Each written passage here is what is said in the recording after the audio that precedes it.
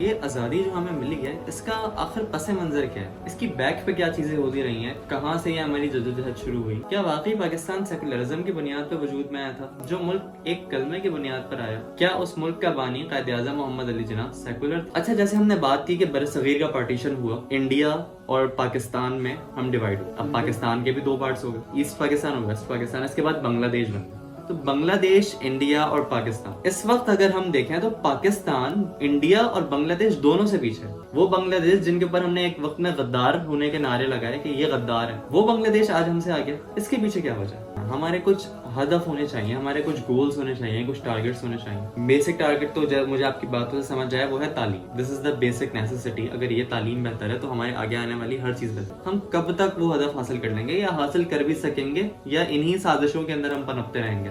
13 اگست 1947 یہ آل India radio Lahore ہے. آپ ہمارے اگلے اعلان کا انتظار کیجیے. 14 اگست 1947 یہ ریڈیو پاکستان لاہور ہے. آپ کو پاکستان مبارک. السلام علیکم حذیفہ بھائی، کیا سوچ رہے ہیں آپ؟ وعلیکم السلام عدیل بھائی. کچھ سوچ نہیں رہا، بس پاکستان کے جھنڈے کی طرف دیکھ رہا ہوں. دیکھیں کہ شان سے لہرا رہے ہیں. ماشاءاللہ حذیفہ بھائی، جھنڈے کی طرف دیکھ کر کیا سوچ رہے ہیں آپ؟ یار جھنڈے کی طرف دیکھ کے میں یہی سوچ رہا ہوں کہ واقعی یہ وہ پاکستان ہے جس کی بنیاد لا الہ الا اللہ کے اوپر رکھی گئی تھی. کیا واقعی ہم اس کے حقیقی مقصد کو ادا کرنے کی طرف جا رہے ہیں؟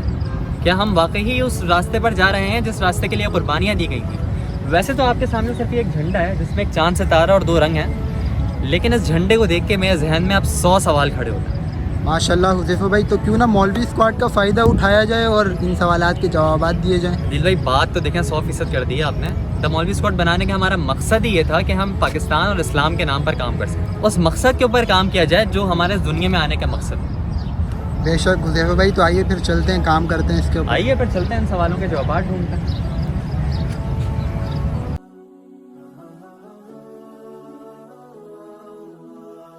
اچھا عدیل بھائی، جیسے میں نے آپ سے اپنے سوالات ڈسکس کیے کہ میرے ذہن میں سوال ہے، باقی میں آپ سے کرتا رہوں گا سوال. سب سے پہلے میرے ذہن میں یہ سوال کھڑا ہو رہا ہے کہ یہ آزادی جو ہمیں ملی ہے اس کا آخر پس منظر کیا ہے؟ اس کی بیک پہ کیا چیزیں ہوتی رہی ہیں؟ کہاں سے یہ ہماری جدوجہد شروع ہوئی؟ آخر واٹ از بیہائنڈ دس؟ اگر آزادی کا پس منظر مختصر میں بیان کروں آپ کو، تو میں یہ کہوں گا کہ یہ پاکستان کی جو آزادی ہے یہ تب ہی اسٹارٹ ہو چکی تھی جب 18 سال کا محمد بن قاسم عرب سے سندھ فتح کرنے کے لیے آ گیا تھا اور ملتان تک کے علاقے کو فتح کر کے یہاں پر اسلامی مملکت قائم. اس کے بعد اگر ہم دیکھیں تو 800 سال تک بر صغیر کے اوپر مسلمان حکمرانوں کا تسلط رہا. مسلمان حکمرانوں نے یہاں پر اپنی حاکمیت کو قائم رکھا.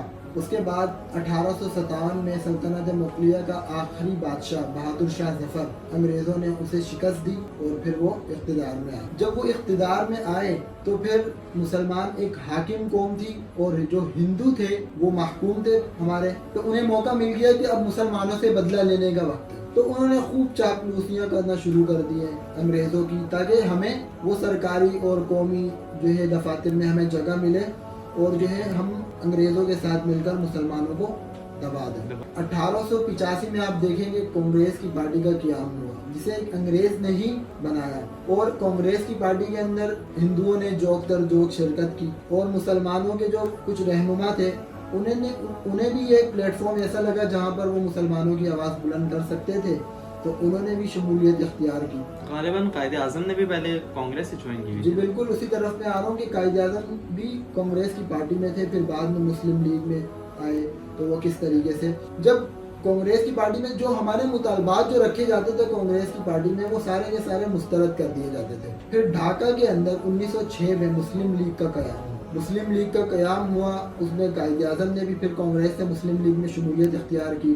اس کے بعد آپ دیکھیں گے سر سید احمد خان کی علی گڑھ یونیورسٹی، وہاں سے دو قومی نظریے کو پروان چڑھا کہ ایک مسلم قوم اور ایک ہندو قوم ساتھ نہیں رہ، دونوں کے مذہب، تہوار اور رہن سہن الگ الگ ہے. 1930 کے تک آتے ہیں ہم لوگ. تو پھر الہ آباد میں علامہ اقبال نے پھر اس کو اور واضح طریقے سے مسلمانوں کو بتایا کہ دو قومی نظریہ آخر ہے کیا. اس کے بعد 1936 تک فسادات جاری رہے. 1937 میں جب ہم آتے ہیں تو ہندوؤں اور مسلمانوں کے درمیان ایک الیکشن ہوتا ہے، جس کے بعد हिंदी कौम को बड़े सगीर में राइश कर दिया जाता है। उससे पहले उर्दू ज़बान 1940 में करारदाद पाकिस्तान पेश की गई लाहौर मिंटू पार्क में। इसके बाद अगर हम देखें तो 3 जून को 1947 कायद-ए-आज़म ने ऑल इंडिया रेडियो से मुसलमानों को ये खुशखबरी सुनाई कि मुज़ाकरात कामयाब हो चुके हैं। 3 जून से लेकर जो 14 अगस्त तक का जो वक्फा है ना, ये भेंट चढ़ गया माउंटबेटन और जवाहर लाल नेहरू के उन्हों की साजिश की भेंट हम चढ़े हैं। कैसे, वो आप ये देखेंगे कोई भी मुल्क ऐसा नहीं है जिसकी 2 सरहद है, एक मशरकी पाकिस्तान और एक मगरबी। फिर आपको तारीख का जब आप मुताला करें तो ये भी देखने को मिलता है कि जो दिल्ली का इलाका था वो भी हमारे साथ ही मिलता है, और पठानकोट जो है वो भी पाकिस्तान में शामिल होना था, लेकिन वो भी इनकी साजिश चढ़ा और इंडियंस को रास्ता मिला कि वो कश्मीर में बने, और आज जो है सारी सूरत हाल। अच्छा, जहाँ तक आपने मुझे बातें बताई, मुगलिया सल्तनत का ज़वाल, इसके बाद हमारी आज़ादी की जद्दोजहद और सब मैप वगैरह बनने से पहले हम साजिशों के बीच में घिरे हुए। अच्छा, अब दूसरा सवाल मेरे जहन में जो ये सुन के आ रहा है कि आज मैं अब ये देखता हूँ कि हमारे पाकिस्तान को, Islamic Republic of Pakistan, secularism की तरफ धकेला जा रहा है। क्या वाकई पाकिस्तान सेकुलरिज्म की बुनियाद पर वजूद में आया था? हम ये नारा सुनते हैं कि पाकिस्तान का मतलब क्या, ला इलाहा इल्लल्लाह, जो मुल्क एक कलमे की बुनियाद पर आया। क्या उस मुल्क का बानी कायद-ए-आज़म मोहम्मद अली जिन्ना सेकुलर थे? आखिर सेकुलरिज्म पाकिस्तान में किस तरह से आगे बढ़ा? सेकुलर की जो आपने बात की ना, ये तो लोग हमारे कुछ नामवर सहाफ़ी ऐसे हैं जिन्होंने तारीख को तोड़ मरोड़ के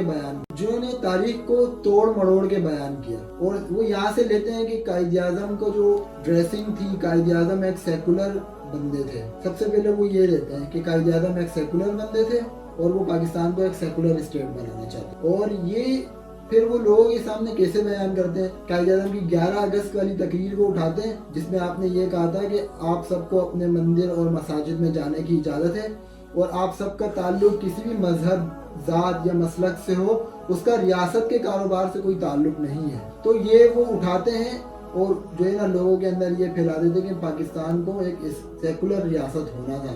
ये मौलवियों ने और दीगर लोगों ने ये एक शोशा फैलाया हुआ है कि इस्लामी रियासत, और ये नारा पता नहीं किसने लगा दिया, ला इलाहा इल्लल्लाह पाकिस्तान का मतलब क्या। तो ये इन लोगों की जो है ना जहन की कचावट है और गलत फहमी है, जो इन लोगों ने तारीख को तोड़ मरोड़ के बयान किया। सेकुलर है क्या? सेकुलर का मफहूम अगर मैं आपको बताऊं, सेकुलर ये चीज़ है कि भाई आपकी जो इनफिरादी तौर पर आप कुछ भी हो, इनफिरादी तौर पर आप मुसलमान हो, आप ईसाई हो, आप सिख हो, और आप मजहब को किस तरीके से फॉलो कर रहे हो, लेकिन इज्तिमाई तौर पर, यानी कि जब रियासत की बात आएगी तो वहाँ पर जो है ना आप लादीन हो, यानी कि आपका कोई भी दीन नहीं। ये एक बहुत गलत चीज़ है जो हमारे जो है ना हमारे अंदर लेकर आई जा रही है, और जो नो यूथ है हमारी, उसके ऊपर जो है ना ये चीज़ उन्हें बताई जा रही है कि ये एक सेकुलर रियासत है और आप सबको सेकुलर रह के चलना है। अच्छा, आपने बात की सेकुलर स्टेट। पाकिस्तान कैसे एक सेकुलर स्टेट हो सकता है? इवन जो हमारे कॉन्स्टिट्यूशंस बने हैं वो सब ऑब्जेक्टिव रेजोल्यूशन पे बेस करते हैं, करारदाद मकासद पर, जिसमें साफ बात कही गई है,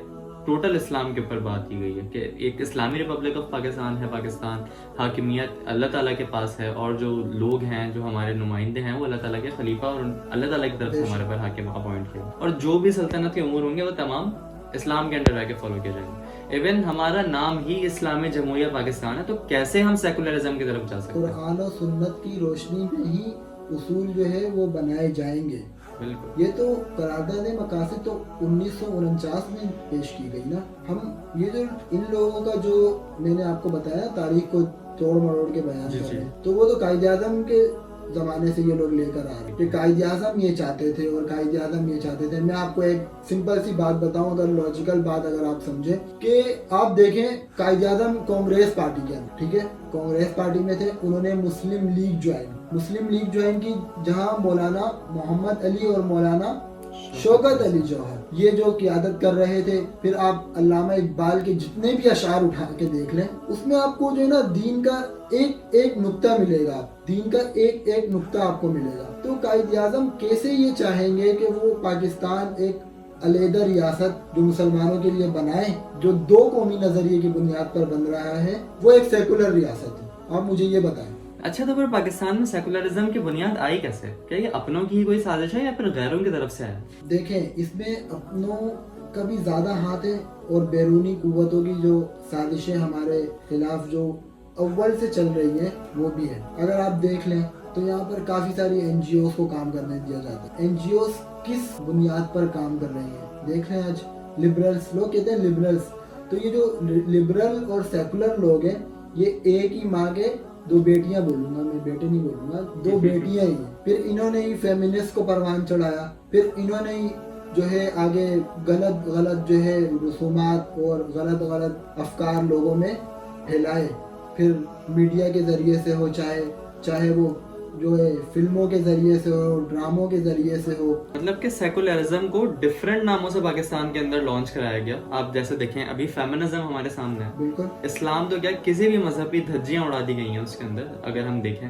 इसी तरीके से लिबरलिज्म की बुनियादें भी हमें वहीं से जाके मिलती है। मतलब सेकुलरिज्म को डिफरेंट तरीकों से हमारे अंदर पेनिट्रेट किया जाए। दूसरी वजह इसकी ये भी है कि जो हमारे आइडियल थे, जो हमारे हीरो होने चाहिए थे, वो हमें नहीं बताए गए। डॉक्टर अब्दुल कदीर खान जिन्होंने पाकिस्तान के लिए एक ऐसा कारनामा अंजाम दिया कि मैं बोलता हूँ इससे भला पाकिस्तान से ही पुकारा जाता है। लेकिन आप देख लेना उनके आखिरी के जो अय्याम थे वो कैसे गुजरे। और इवन मैं तो उनका एक इंटरव्यू देख रहा था, उन्होंने बहुत ऐसी बातें की हुई थी, बहुत मायूसी वाली। मतलब एक ऐसी कौम के बारे में वो मायूस कुन बातें कर रहे हैं कि जिस कौम को उन्होंने पहला इस्लामिक स्टेट बनाया। पाकिस्तान के एटमी ताकत बनने के बाद गैर मुस्लिम कंट्रीज के अंदर रौब बैठ गया, दबदबा बैठ गया कि इस्लामिक कंट्रीज किससे कम नहीं है। अच्छा ये मैं आपको बताऊं ना, तो इसके साथ आप ये भी देखें कि डॉक्टर अब्दुल कदीर खान का हक बनता था कि इंट्रोड्यूस करवाया जाए हमारी कौम को कि उनके ये एहसानात हैं हमारे ऊपर, लेकिन डॉक्टर अब्दुल सलाम को जो है प्रोमोट किया गया। कायद-ए-आज़म यूनिवर्सिटी के अंदर शोबा फिजिक्स के आप देख लें तो वो डॉक्टर अब्दुल सलाम के नाम से मंसूब। डॉक्टर अब्दुल सलाम जो सदर अयूब का मुशीर रहा, जुल्फ़िकार अली भुट्टो का वो मुशीर रहा, और जिसके बारे में जनरल ज़िया ने ये कहा है कि ये ईसाइयों और यहूदियों का एजेंट है। जब भी इसको जो है नोबेल का जो इनाम है, नोबेल प्राइज, वो दिया गया है क्योंकि वो एक कादियानी थे। जो डॉक्टर अब्दुल सलाम है वो कादियानी थे। जब 1973 और 74 के अंदर जब कादियानियों को गैर मुस्लिम अक़लियत करार दिया गया तो वो चले गए थे पाकिस्तान से चले गए थे, और वो जो है अमेरिका और इन लोगों के साथ वो जाकर मिल गए थे। उसके बाद जो है उन्होंने पाकिस्तान के खिलाफ साजिशें ही की है, और वो ये कहते थे कि पहले जो है मैं कादियानी हूँ, उसके बाद में एक मुसलमान हूँ, उसके बाद में एक पाकिस्तानी हूँ। अच्छा ये हकीकत तो मेरे लिए और बाकी सबके लिए भी शायद बिल्कुल नहीं है कि इस तरीके से चीजें। दरअसल हमारे लोगों ने तारीख नहीं पढ़ी ना, तो उन्हें इन सारी चीजों का इल्म भी नहीं। आप ये देखें फिर डॉक्टर अब्दुल कदीर खान की इवन आखिरी रसूमात अदा करने के लिए हमारे प्राइम मिनिस्टर उसी शहर में होते हुए शहर इक़्तिदार के अंदर वहाँ पे ना पहुँच सके। कोई प्रोमिनेंट पर्सनैलिटी ऐसी हमने नहीं देखी कि वहाँ पे उनको ट्रिब्यूट करने के लिए मौजूद। ये तो हमारे अंदरूनी जो लोग थे जिनकी वजह से पाकिस्तान की सालमियत को नुकसान। अगर आप बैरूनी देख लें तो एक होती थी सोवियत यूनियन, और दूसरी होती थी एक अमेरिकन। दो ब्लॉक थे ये, एक सोवियत यूनियन और दूसरा अमेरिका ब्लॉक जो था। तो उससे पहले जो है अमेरिका से पहले अफगानिस्तान के अंदर यही रशिया मुसल्लत था। अमेरिका ने फिर पाकिस्तान को तगड़े किए कि क्योंकि एक यही रास्ता था कि आप हमारा साथ दें दहशतगर्दी के खिलाफ, आप हमारा दहशतगर्दी के खिलाफ साथ दें, और फिर जो है मतलब हमें जो है ना बस लालच दिया गया, और हमने वहाँ पर जो है अफगानिस्तान को छुड़ाया, रशिया को वहाँ से हमने भगाया, फिर हम लोग फिर अमेरिका के हत्थे चढ़ गए। फिर इसी तरीके से हमारी जो है ना माशी सूरत इसी के इर्द गिर्द रही है। फिर हमारा जो है IMF के पास जाना, कर्जे लेना, और कर्जे लेकर उसके बारे में तो मैं बाद में आता हूँ, लेकिन फिर सूद की मद में वो रकम उनको देना। अब जो सूरत हाल अगर हम देखते हैं तो हमारे पास सिर्फ एक ही सूरत ऐसी थी कि जो माशी सूरत हाल से जो बचने का एक तरीका था वो पाक चीन इक़्तिसादी राहदारी, जिसको हम CPEC कहते हैं। आप देख लें क्या हालत, 4 साल हो गए पिछली गवर्नमेंट में, कोई काम नहीं हुआ। मतलब अगर देखा जाए तो गैरों ने तो किरदार अदा किया ही नहीं है। मैं अगर आपको एक बात बताऊं, हमने ही उनको मौका दिया ना, सारे किरदार अपनों ने ही अदा किए। गैरों को तो फिर हम क्या बोलें। गैरों की तो अव्वल से यही साजिश थी ना, उनका तो कहना यही था कि पाकिस्तान जो है ना चंद सालों तक रहेगा, उसके बाद इसके टुकड़े हो जाएंगे। कोई इकबाल का मुझे शेर याद आ गया। इकबाल फरमाते हैं, यूरोप की गुलामी पे रजामंद हुआ तू, मुझको तो गिला तुझसे है, यूरोप से नहीं है। मतलब मैंने गलती की है ना, उसमें वो क्यों कसूरवार। अच्छा जैसे हमने बात की कि बरसगीर का पार्टीशन हुआ, इंडिया और पाकिस्तान में हम डिवाइड हुए। अब पाकिस्तान के भी 2 पार्ट्स हो गए, ईस्ट पाकिस्तान और वेस्ट पाकिस्तान, इसके बाद बांग्लादेश बना। تو بنگلہ دیش، انڈیا اور پاکستان، اس وقت اگر ہم دیکھیں تو پاکستان انڈیا اور بنگلہ دیش دونوں سے پیچھے ہے. انڈیا تو چلے ہمیں سمجھ آتا ہے، انڈیا کافی بڑا ہے، وہاں پہ وسائل بھی اچھے خاصے موجود ہیں، لیکن بنگلہ دیش بھی ہم سے آگے ہے. وہ بنگلہ دیش جن کے اوپر ہم نے ایک وقت میں غدار ہونے کے نعرے لگائے کہ یہ غدار ہے، وہ بنگلہ دیش آج ہم سے آگے. اس کے پیچھے کیا وجہ ہے؟ بالکل واضح بات کروں گا کہ جنوبی افریقہ کے اندر ایک یونیورسٹی کے دروازے پر لکھا ہوا ہے کسی قوم کو تباہ کرنے کے لیے ایٹم بم اور دور تک مارنے والے میزائل کی ضرورت نہیں ہے. اگر کسی قوم کو تباہ کرنا ہے نا تو اس کا نظام تعلیم بات. ہمارے ساتھ یہی ہوا ہے کہ ہمارے نظام تعلیم کو اتنا خستہ حال کر دیا گیا ہے. آج دیکھ کر افسوس ہوتا ہے کہ اسکولوں کے اندر بھینسیں بندھی ہوئی ہیں. سرکاری اسکولوں میں کوئی بچہ پڑھنے نہیں جاتا، پرائیویٹ اسکولوں کے اندر فیسیں اتنی ہیں، کوئی مطلب بالکل ہی نظام تعلیم تو ہے ہی نہیں نا. تو پھر وہ کسی نے خوب کہا ہے نا کہ جب نظام تعلیم برباد ہو جائے گا نا تو ڈاکٹر ایسے بنیں گے کہ ان کے ہاتھ مریض جو ہے نا وہ مر جائیں گے، معیشت دان ایسے بنیں گے کہ ملک کی معیشت کا بیڑا غرق ہو جائے گا، انجینئرز ایسے پیدا ہوں گے کہ وہ عمارتیں جو ہے نا تباہ و برباد کر دیں گے. جب آپ جو ہے کوڑیوں کے بھاؤ پر روپوں کے جو ہے نا آپ سیٹیں خریدیں گے یونیورسٹیوں میں اور اسی کی بنیاد پر آپ ڈگریاں حاصل کریں گے تو آپ بعد میں کیا کریں گے؟ پیسہ جو ریکور کریں گے نا.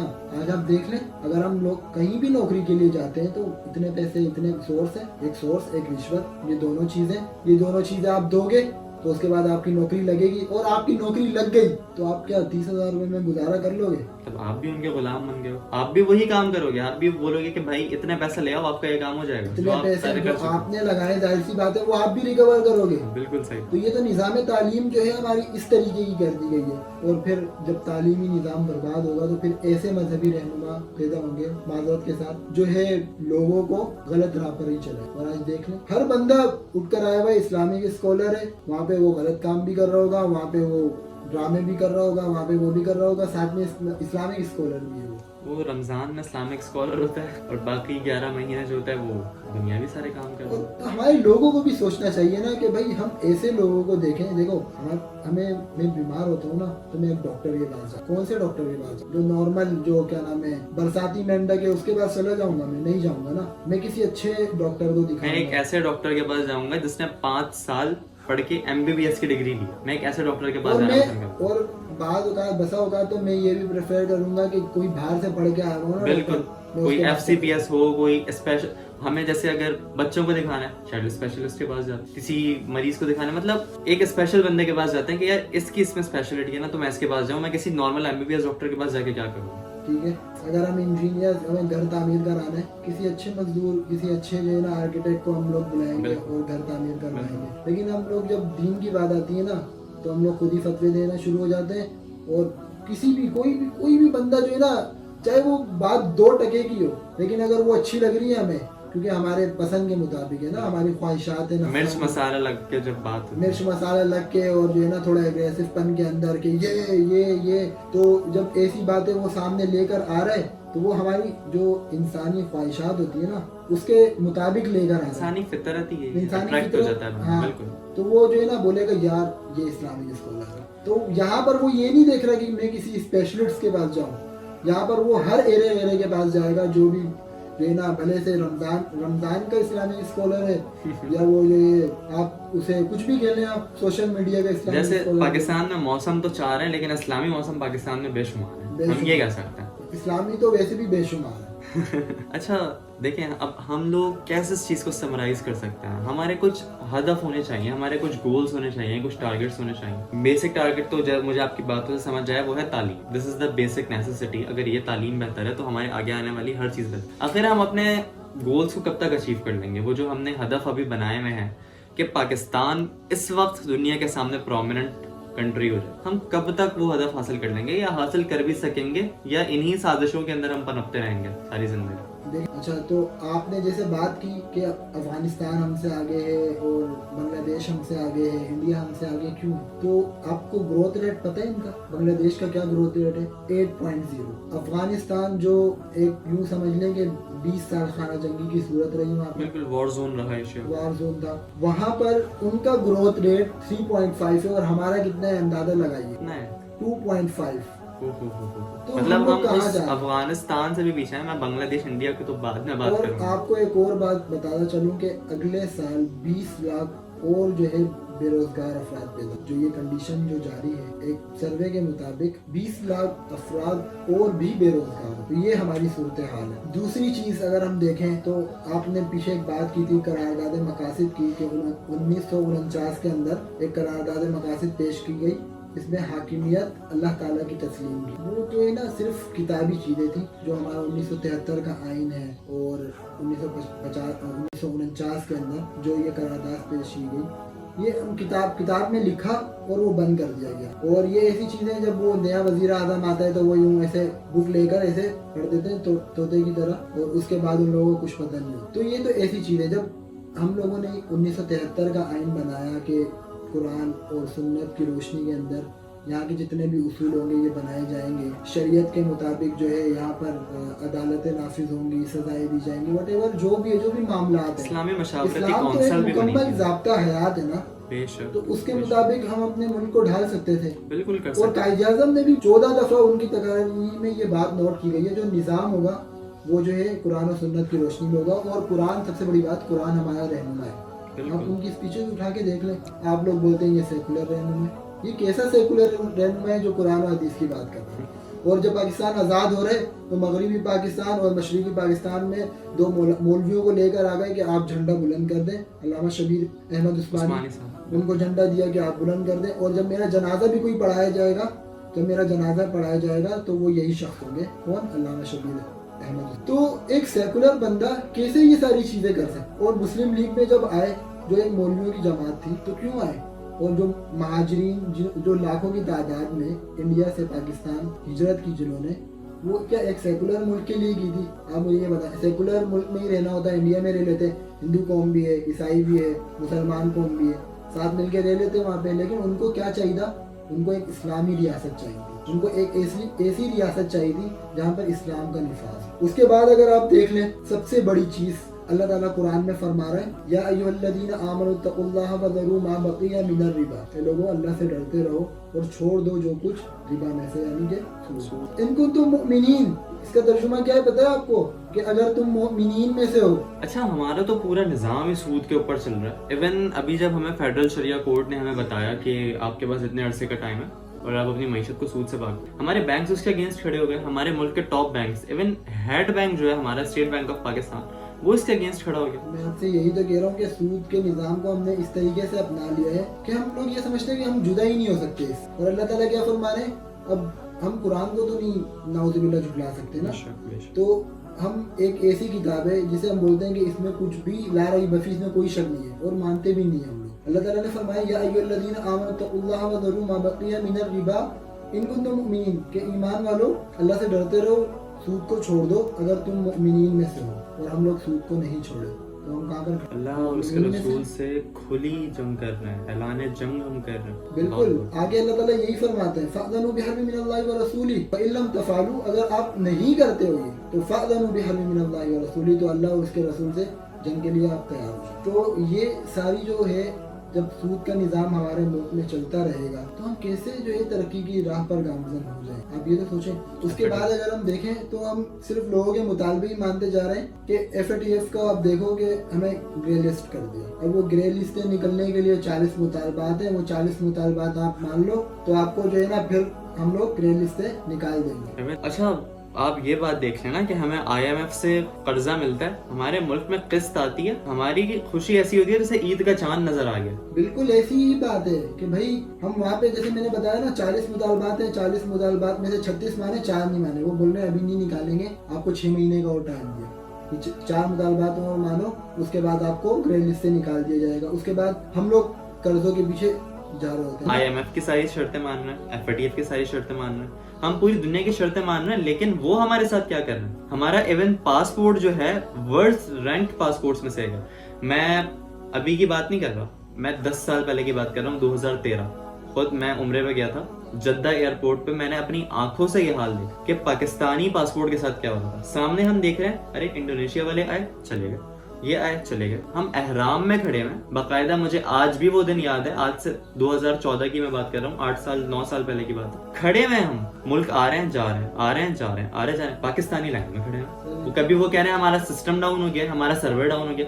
اس قدر ناقدری ہمارے پاسپورٹ کی ہوتی ہے. ہم ساری شرطوں پہ شرطیں ان کی مانے جا رہے ہیں. اور جہاں مطالبات کی بات کرتے ہیں ہم لوگ, تو گزشتہ جو حکومت کے اندر ایک گستاخ رسول تھی آسیہ, اسے جو رہا کیا گیا, جو جیل کسٹڈی میں تھی, اور 2010 کے اندر لاہور ہائی کورٹ سے اسے جو ہے میرے خیال سے سزائے موت کی سزا سنائی گئی تھی, اسے رہا کر دیا گیا. کیوں؟